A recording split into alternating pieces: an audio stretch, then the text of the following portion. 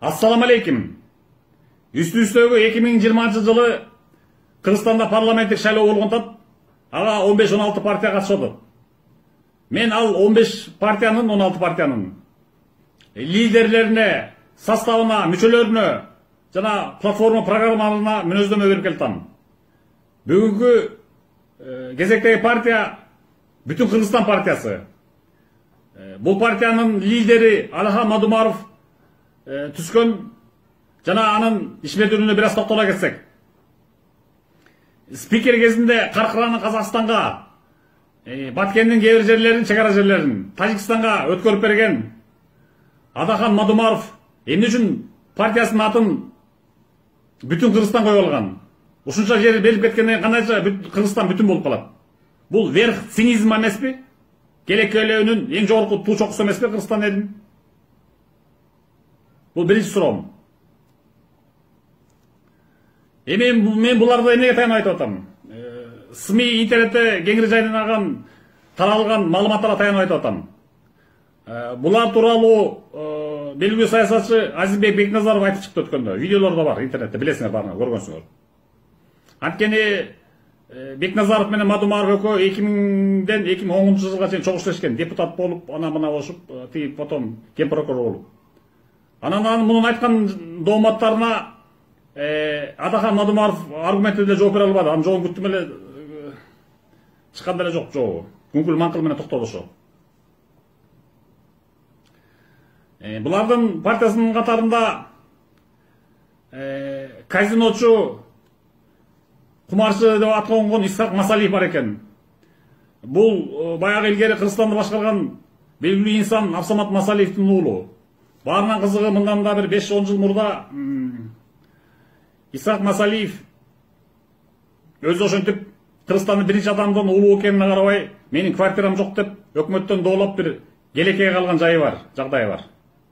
Бул уят да, ошончо чоң баласы болуп туруп, кантип квартирасы жок болсун? Сул жерден квартира берилди деп. Андан тышкары бул киши жакында амнистияга инициатор болду. Улуу жеңиштин 75 жылдыгы жана 7 апрелдин 10 жылдыгы деген проект түзүп туруп, ошонун урматына деп туруп, өткөн мына кетип бараткан депутаттар амнистия кабыл алышты. Ушул амнистияны кабыл кылдырган ушул Исхак Масалиев болду. Бул киши болсо ууру кески бандит, каракчы, зөөкүр, педофилдердин баары сроктор кыскарсын, акталсын деп жазып коюпту. Былтыр Чулгандоо Кой Таш окуясында явный кылмыш кылып, бесипесин астында ат өлтүргөн Зөөкүр Атамбаевди барып арачалап коргоп, анын азабынан жумуштан ажырап, азыр сурап жүргөн Курсан Асанов деген генерал экен.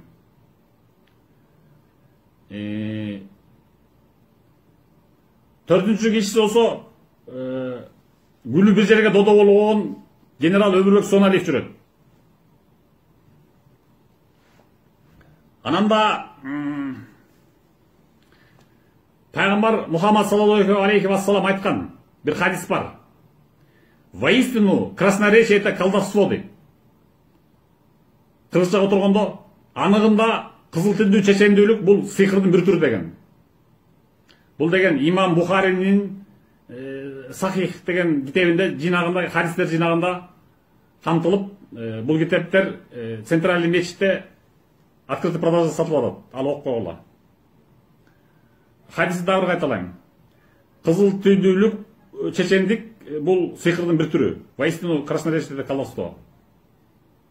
Мен буга ишенип калдым. Эмнеге дегенде кызыл тилин безеп жанаган Алихан Мадумаровго ишене башканбы, фанаттарынын көздөрү тунарып, чындыкты, аргументти, фактыларды окуусу көргүсү келбей, мына уулдап туулдап кызыл желектерин көтөрүп алып, сотту курчап атып өткөзүп алышты. Анан булар укпайт экен. Ну ладно, барды Мадумаров, барып отурду депутат. Анан эмне кылат? Казанга аш салып береби? Баале кызыл тилин безеп отурат да.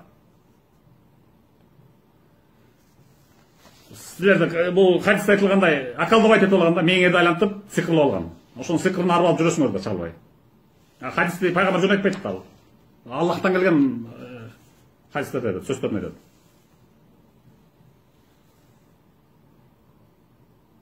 Так анан бир неме эсиле айтат экенсиңер. Өткөндө бир комментарийни окуп калдым.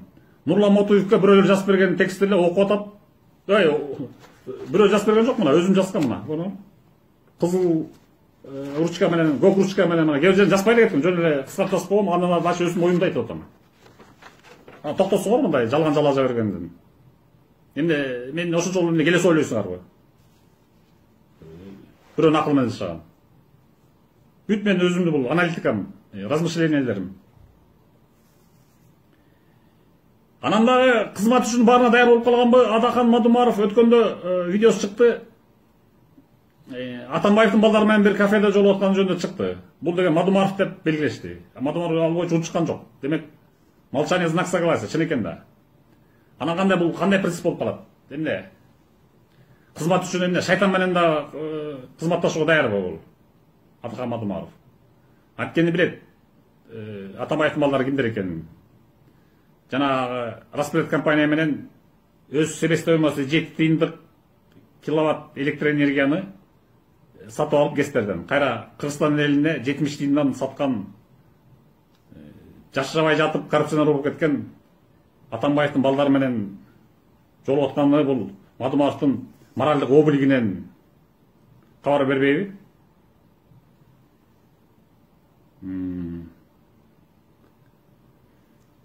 Дальше эмне айтам?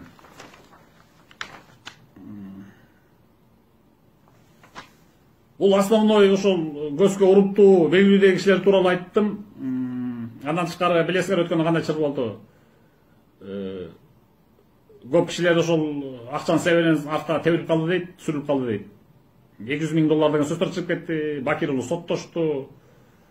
Списокто сүрүп калыптыр. Эмтеле митип куйтуң менен башталган партизме жана партиянын келечеги кандай болорун билбейм.